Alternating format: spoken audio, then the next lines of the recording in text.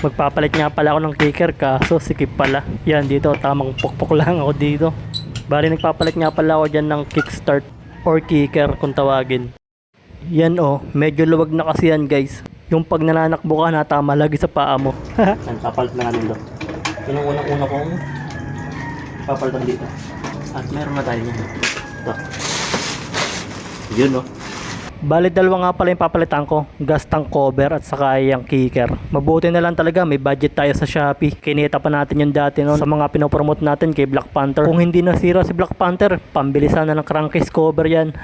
Kaya ako pala pinalitan ng kanyang gas tank cover kasi napasok yung tubig sa kanyang susian. Hindi naman natin maiiwasan lalo't naulan. At dahil nga napatambak tong motor na ito, malamang maraming tubig to sa tangke. Pero na-drain ko na siya. Hindi ko lang talaga masaid kahit na itaob ko na yung tangke. Meron pala siyang stopper sa loob, kaya unti-unti ko na lang tinatanggal. Nakailan drain na ako dyan, halos 1.5 na. Kalahati na 1.5 na nakukuha kong tubig diyan. Hindi masaid-said kahit itaob mo siya. Kaya nakapag-decision na ako na palitan na lang siya ng takip. Grabe yung decision ko takip ang papalitan. Hindi, I mean pag napalitan mo na yung takip, hindi na siya madadagdagan ng tubig. Pero unti-unti ko nang inuubos yung tubig niyan galing sa tangking yan. Kagandahan dito, meron na siyang cover. Ito kasi wala na. Yan Ito meron. Mabigat to kasi dito. Yun. Lambot Testing. Yun Diba? Ang dali. Sakit ba? Yan. Siyempre, dahil bago, hindi ko muna tatanggalin yung plastic. Ganyan tayo Ito naman ay kicker. Pangalawa natin papalitan. Yun. Ayusin pa natin to. Pasagad natin dito.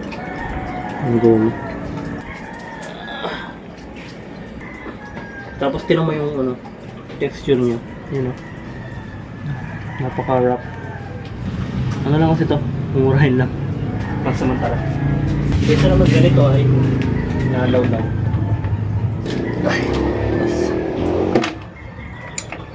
Ano ba yun? Higpit. Kalas. Yung hindi mo alam kung paano kakalasin, medyo nakakalito.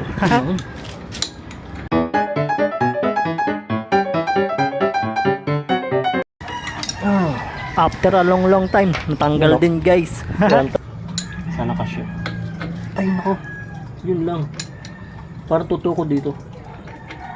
Medyo napansin ko, hindi pala kasya, medyo sikip pa. Kaya kailangan muna natin tong paluwagin gamit ang pangmatindihang tools na ito. Medyo sikip kasi ito, sikip. Kailangan natin paluwagin ito ng konti. Kailangan natin dito ng pamukpok. Ang problema lang, wala pala akong martilyo. Nasa pahiraman pa. Kaya gumamit na rin ako ng pangmatindihang pamukpok. Yan Bato muna ng ating gamitin dyan guys.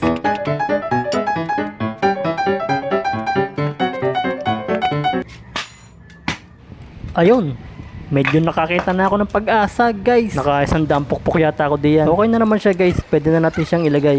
Kasya na yan. Yan, medyo binilisan ko na para madaling matapos. E di atin ang subukan ngayon kung okay na okay nga siyang sipain. Yan, ready fire na tayo guys. Unang sipa.